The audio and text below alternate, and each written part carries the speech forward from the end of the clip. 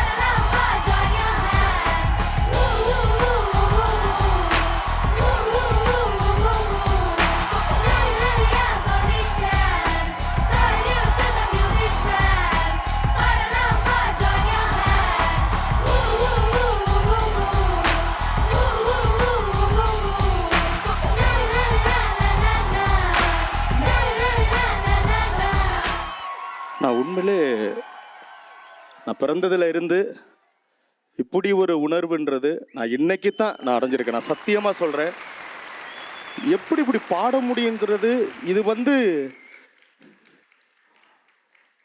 அதான் நான் எனக்கு என்ன சொல்கிறதுனே தெரியல. என்னால் அங்கே அவங்க ஆரம்பித்த உடனே என்னை கண்ட்ரோல் பண்ணவே முடியலை. என்னால் கண்ட்ரோல் பண்ணவே முடியலை சார். அதாவது தெய்வ குழந்தை சார், தெய்வம் தான் சார், தெய்வம் தெய்வம் தாய். என்னத்தான் அது? என்னுடைய எவ்வளோ வருஷம் கருப்பசாமி பாட்டு பாடிட்டு இருக்கேன், உனக்கு முன்னால் சரண்டர். சத்தியம் இது.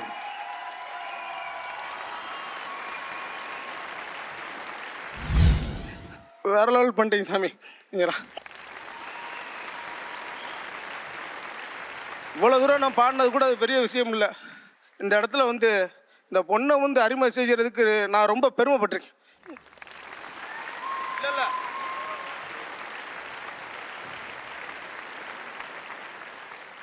நான் பாடுறதை விடுங்க, இசை எல்லா பேத்துக்கும் சேருன்ற ஒரே இடம் தாங்க.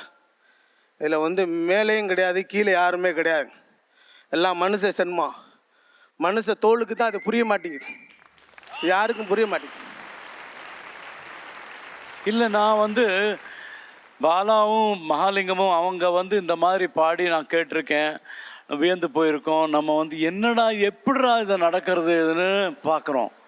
ஆனால் ஒரு சின்ன குழந்தை இந்த அபிஷேகா அந்த அளவுக்கு, நான் சாரி, உங்கள் அளவுக்கு ஆல்மோஸ்ட் பாடினாவா, அந்த எஃபெக்ட் இருந்தது. இவங்க ரெண்டு பேரும் சாதாரண கலைஞர்கள் கிடையாது. அவங்களுக்கு ஈக்குவலாக பண்ணி, என்னடி நீ எங்கேருந்து வந்திருக்க, நீ யாருடி நீ? ஐயோ அப்பா, இன்னைக்கு நான் அங்கே உட்கார முடியல, நிஜமாவே அங்கே உட்கார முடியல. முதல்ல ஒரு அடி அடிச்சா, நீ ரிஹர்சல்லே அடிச்சிட்ட. என்னடி இப்படி பாடுறவான்னு நினச்சேன் நான். எத்தனையோ நம்ம பார்த்துருக்கோம், இங்கே நிறைய நல்ல சிங்கர்ஸ், எல்லாருமே நல்ல சிங்கர்ஸ் தான். ஆனால் இந்த மாதிரி ஒரு ஃபயர் கிராக்கர் நான் பார்த்ததில்ல. நல்லா சுற்றி போட சொல்லு உனக்கு வீட்டில் போய். இன்னும் அப்படியே அதிர்ச்சியிலேருந்து மீளவே முடியல. மறுபடியும் ஒரு முறை நீங்கள் அங்கே இடி முழங்குது பாடி நம்ம எல்லாரும் இந்த இடத்துல ஒரு வைப்பு மறுபடியும் திரும்ப பண்ணணும் சார். அது கண்டிப்பாக பண்ணணும் சார்.